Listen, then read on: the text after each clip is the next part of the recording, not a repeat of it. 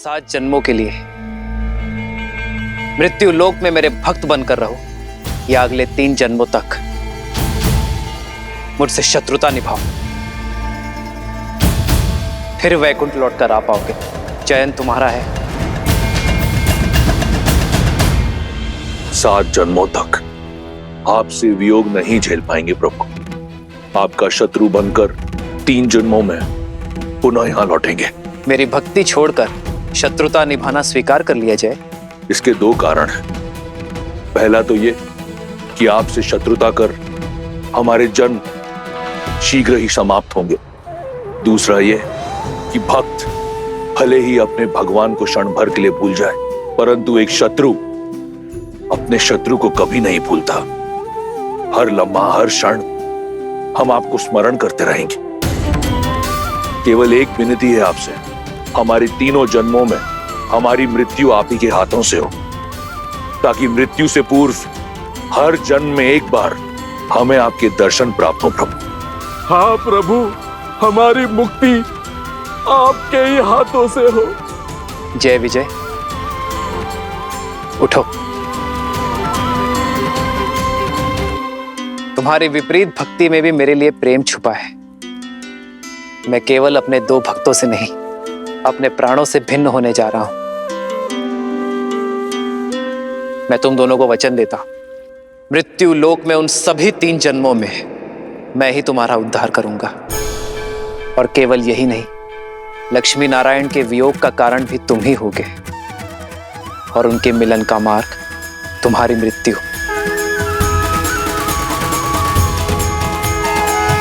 यही जय विजय पिछले जन्म में हिरण्याक्ष और हिरण्यकश्यप के रूप में जन्मे थे और नारायण के हाथों मुक्त हुए थे। रुकिए, पर यह कथा आप मुझे अब क्यों सुना रहे हैं? स्मरण कीजिए देवी, आपने ही तो मुझसे प्रश्न पूछा था कि हनुमान कुंभकर्ण का वध करते करते रुक क्यों गए थे।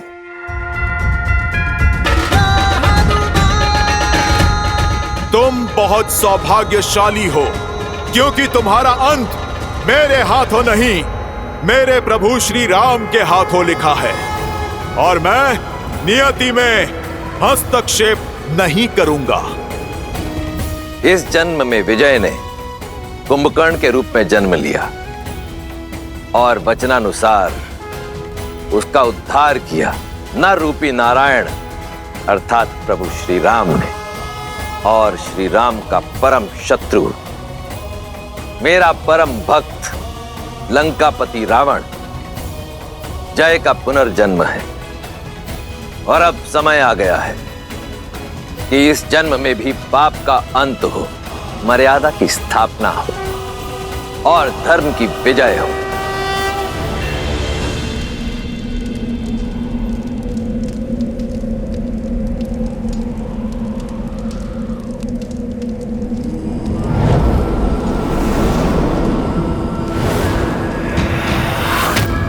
दशों लोकों के स्वामी लंका नरेश दशानन रावण पधार रहे हैं।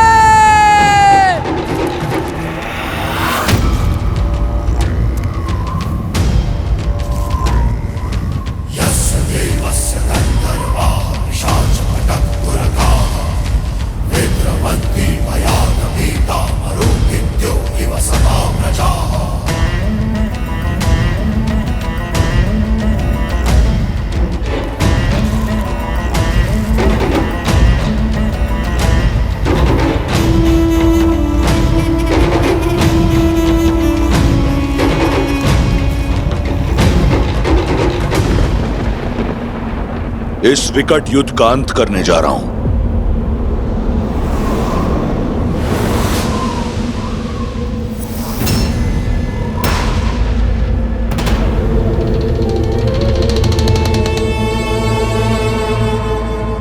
परंतु जानती हो इसका आरंभ कितना विचित्र है।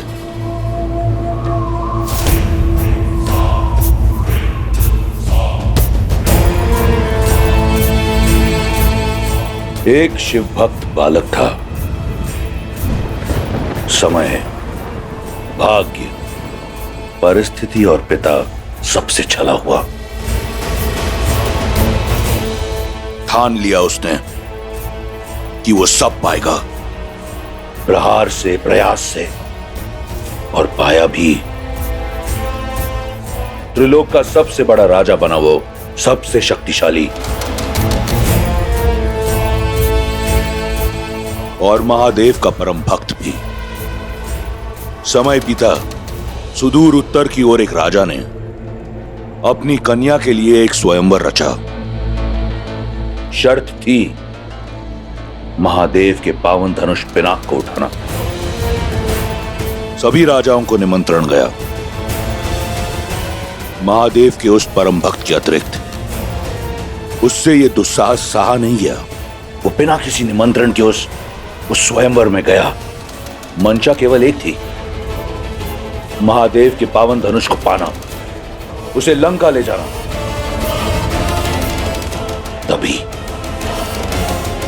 तभी उसकी दृष्टि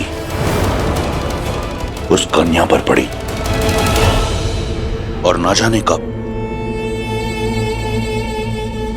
पिनाक को पाने की चाह भूल उस कन्या को पाने का हट सवार हो गया। फिर जो हुआ वो असंभव था। कैलाशपति समेत कैलाश को उठाने वाला वो उस धनुष को नहीं उठा पाया। यदि वो चाहता तो उसी क्षण उस कन्या को अपने साथ ले जाता, परंतु उसने ऐसा नहीं किया।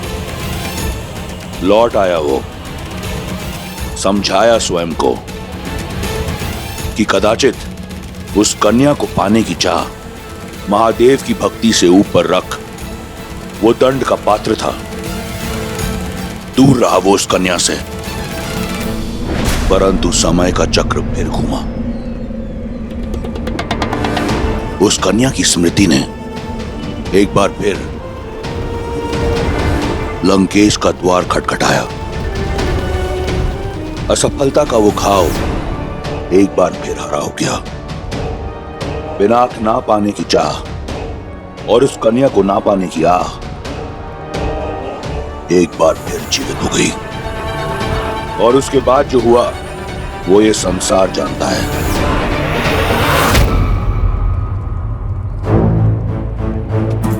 परंतु आज मुझे इस बात का ज्ञान हुआ कि जो भी हुआ वो एक छल था, एक षड्यंत्र था। वो स्वयंवर, वो धनुष, वो कन्या तुम सी था। सब एक बहाना था। शिव धनुष को उठाना नहीं, शिव के इस परम भक्त को गिराना था। मेरी भक्ति को नीचा दिखाना था। यही था देवताओं का षड्यंत्र। परंतु वो देवता ये नहीं जानते कि मैं लंकेश दशानन रावण हूं। अकेला जाऊंगा मैं राम और उसकी मरकटों की सेना के विरुद्ध युद्ध भूमि में। उस राम की चिता की भस्म से अपने महादेव की आराधना करूंगा मैं।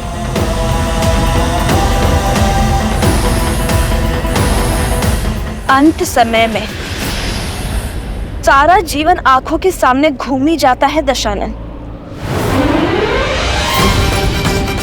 अंत समय में व्यक्ति को अपने भूलों और अपराधों का भी स्मरण हो जाता है। परंतु खेद है, तुम्हें अब तक नहीं हुआ। पर देख लेना, मेरे श्री राम तुम्हारे अंत से पहले तुम्हें भूल अवश्य स्मरण कर पाएंगे।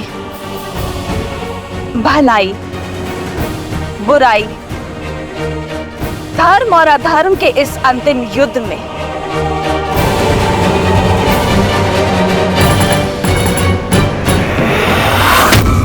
विजय धर्म की ही होगी, सत्य की ही होगी। धर्म अधर्म और पाप पुण्य का ये अनंत महायुद्ध बड़ा है।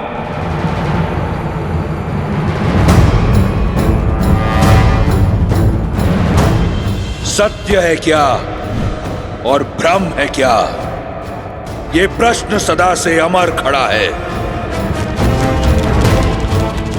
आरोप लगा के अंधियारे पर सूर्य को देव बनाने वाले, शीतल रात की हत्या कर शीश उठा दिन तेरा तपा है। जला दिया ठहराया धर्म जिसे, कह अन्याय जिसे पतित किया।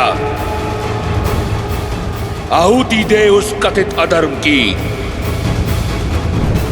तेरे धर्म का पावन यज्ञ सजा है। ये युद्ध है, महायुद्ध है। बस अपना स्वार्थ ही सिद्ध किया। न्याय धर्म का कर षड्यंत्र, अमृत पीने की चाह में तुमने विष देकर शिव को भी छला है। तुमको भाया वो न्याय हुआ और शेष सभी अन्यायी तुम्हारे प्रहार से बहे लहू ने अन्याय का ये महाअस्त्र रचा है। ये युद्ध है, महायुद्ध है। राम शांत, रावण क्रुद्ध है, क्रुद्ध है।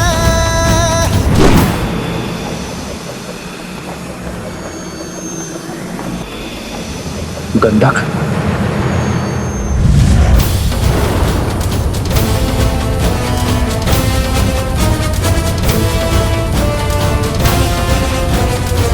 घमंड और प्रचंड लंकापति, माता सीता के नयन में आस है भरी।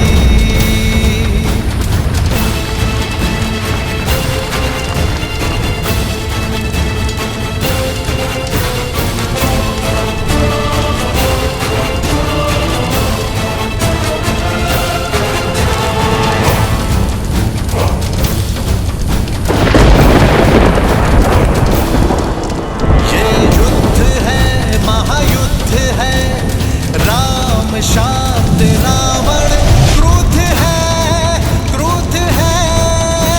ये युद्ध है, महायुद्ध है।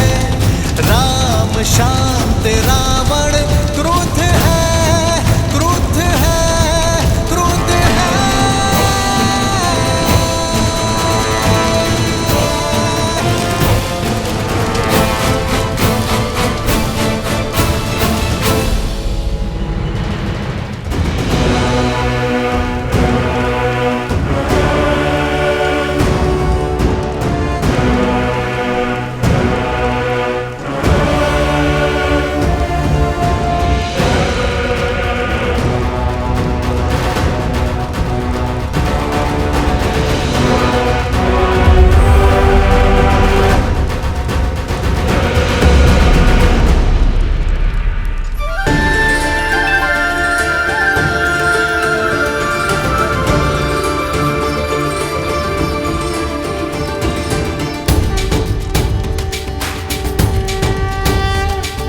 श्री रामचंद्र कृपालु भजु मन हरण भव भय दारुणम्। श्री राम, राम राम, श्री राम, श्री राम, राजा राम, श्री राम।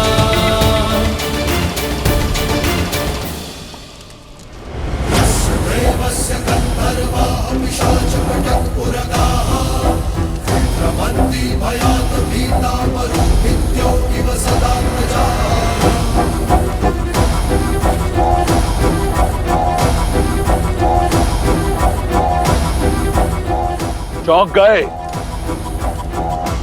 रावण को अपने समक्ष बिना किसी कवच के देखकर। यही षड्यंत्र था ना देवताओं का कि छीन लो रावण से उसका हर कवच, उसकी हर ढाल, उसका बल, उसकी शक्ति, उसके पुत्र, उसके भाई, सबका नाश कर दो।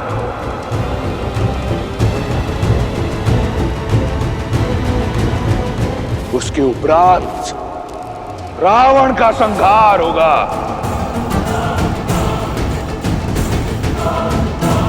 पूरा हुआ षड्यंत्र। रावण को समाप्त करना इतना सरल नहीं।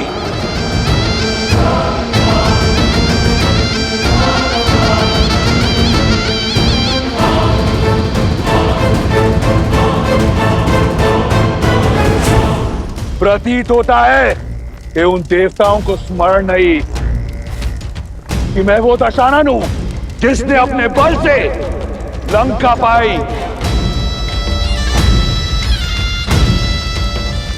जिसने अपने साथ से 10 लोगों पर राज किया है, बिना किसी कवच के, बिना किसी ढाल के।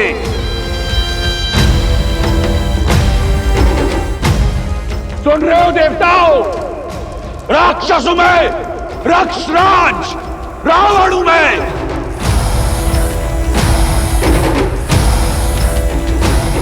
बिना किसी ढाल, बिना किसी कवच के अजय हूं मैं, अजय हूं मैं, अजय हूं मैं।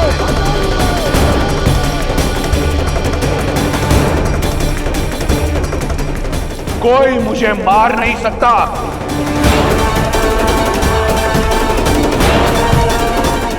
और आज के उपरांत सिद्ध कर दूंगा मैं कि केवल एक संस्कृति रहेगी, राक्षस संस्कृति, राक्षस संस्कृति, राक्षस संस्कृति। और केवल एक विजय मंत्र होगा, वया वया रक्षा रक्षा रक्षा।